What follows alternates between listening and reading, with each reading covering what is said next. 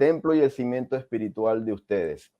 El presidente hace referencia al templo y al mismo tiempo, seguidamente se refiere a nosotros. Y yo cuando estudié este mensaje, me hice esas preguntas. Entonces, esas preguntas que están subrayadas en amarillo, esas sí me las hice yo. Y fue una manera de entender lo que él me estaba queriendo decir. Entonces, él, en cuanto al templo, estaba hablando sobre los esfuerzos por el reforzar los cimientos del templo de Lago Salado. Entonces, yo me hice esas preguntas. ¿Qué se está haciendo? ¿Por qué se está haciendo eso? ¿Y cuál es el objetivo final de la remodelación del templo de Lago Salado? ¿Qué se está haciendo? Él muy bien lo dice. Se está haciendo un extenso refuerzo de sus cimientos originales y un fortalecimiento y reforzamiento de los cimientos. ¿Por qué se está haciendo esto? Porque fue construido con herramientas y técnicas de hace más de un siglo, por efectos de la erosión y hendeduras, y se había vuelto cada vez más vulnerable. ¿Y cuál es el objetivo final? Me pregunté yo en ese momento.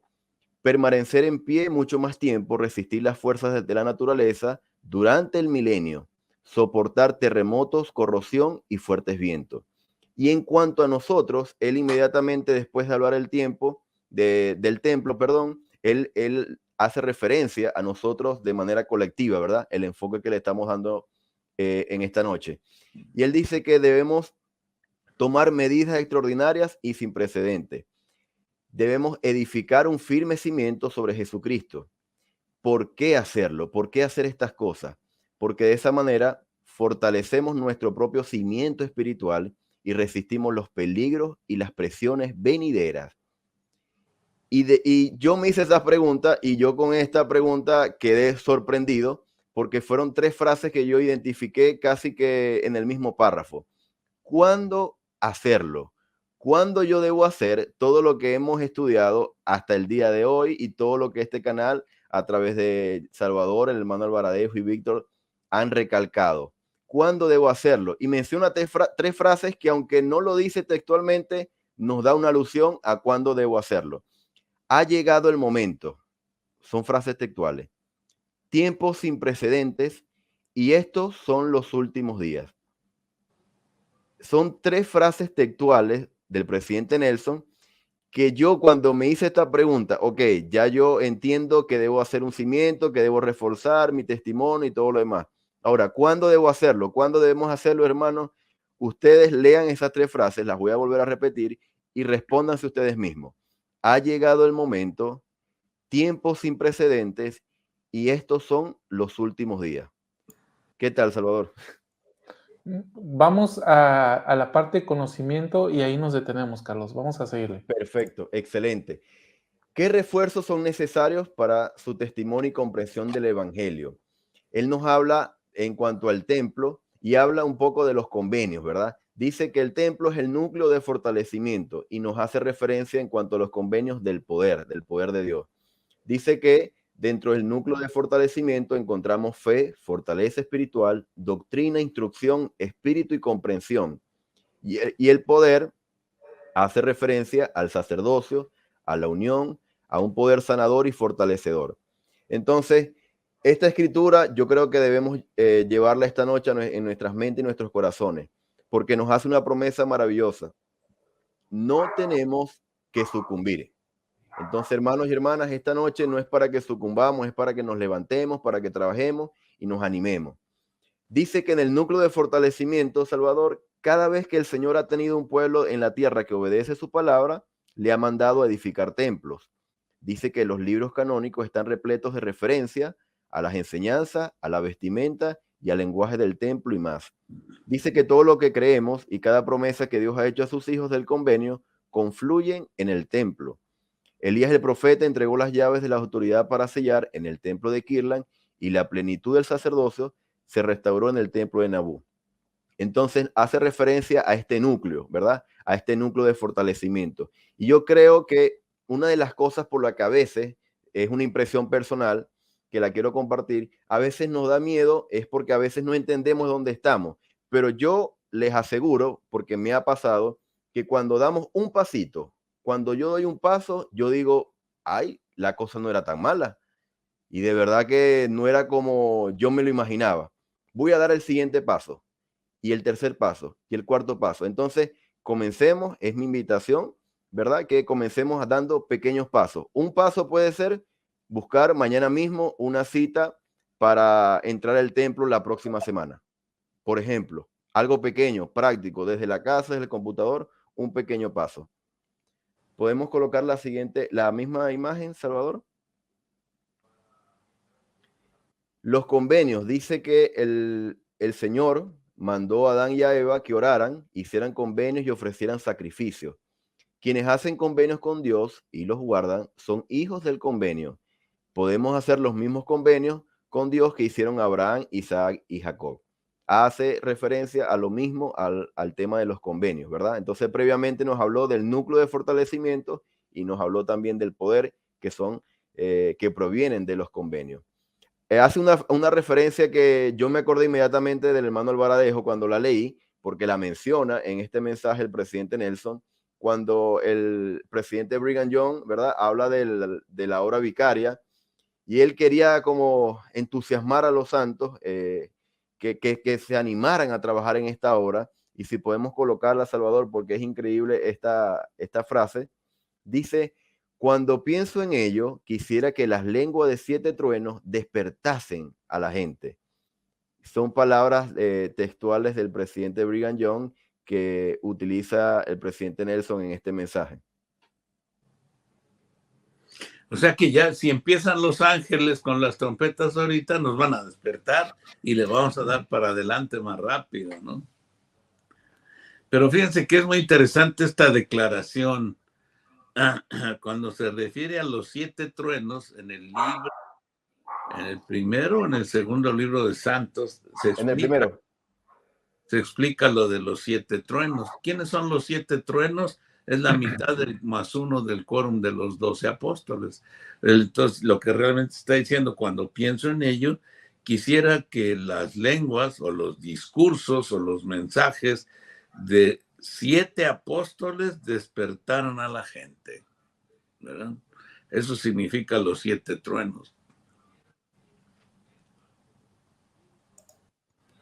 Bien.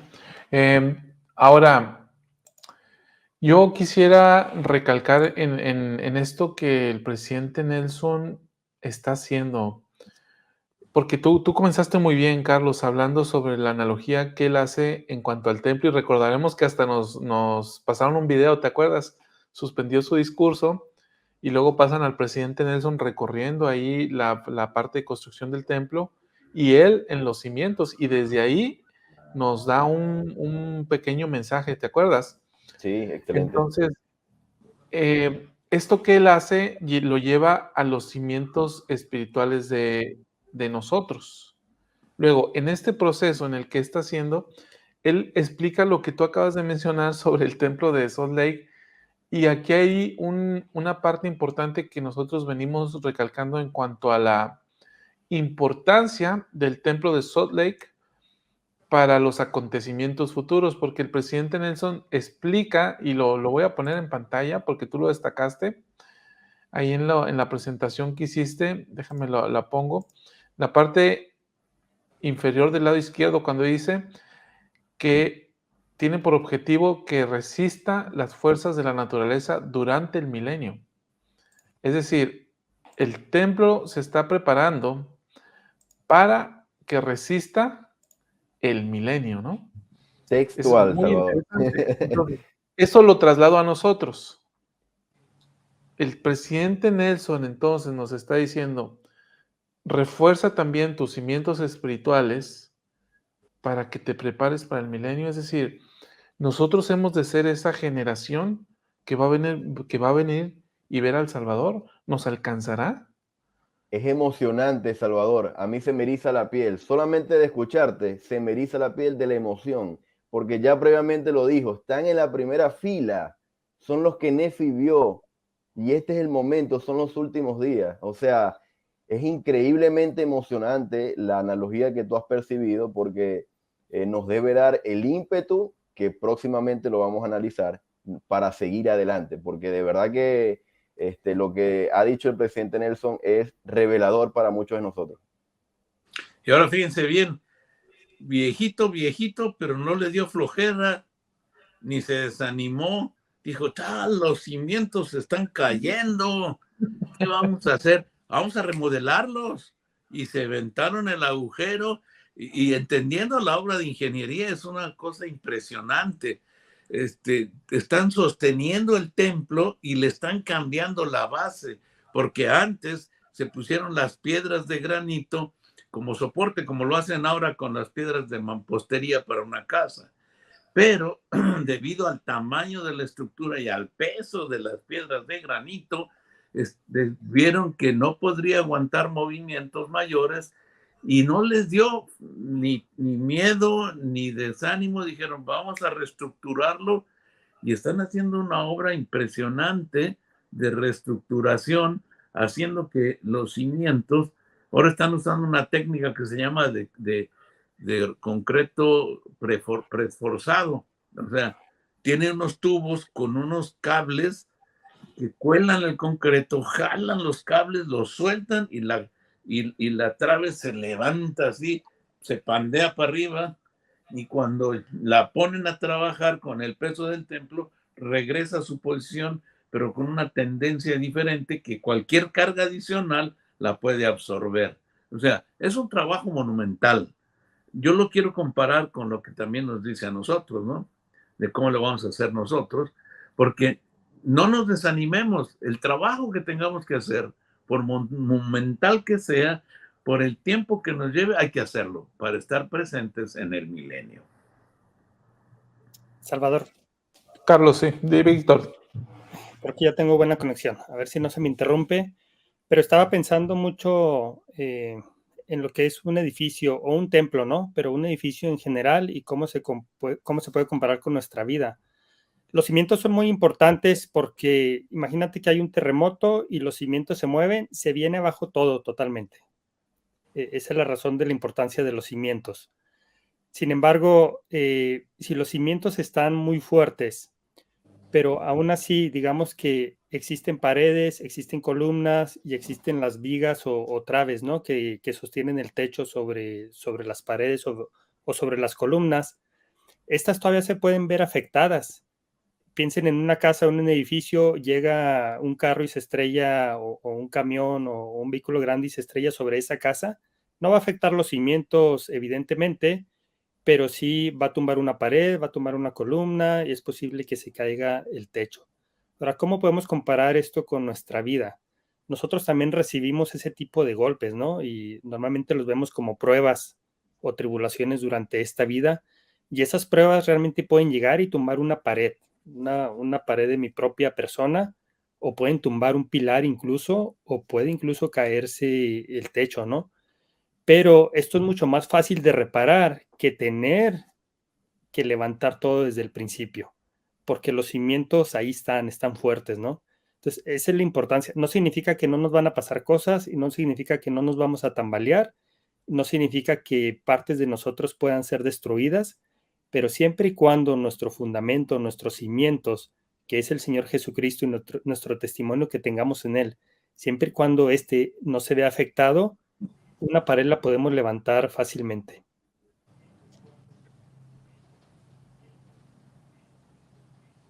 Es cuanto. Gracias, Víctor. Gracias.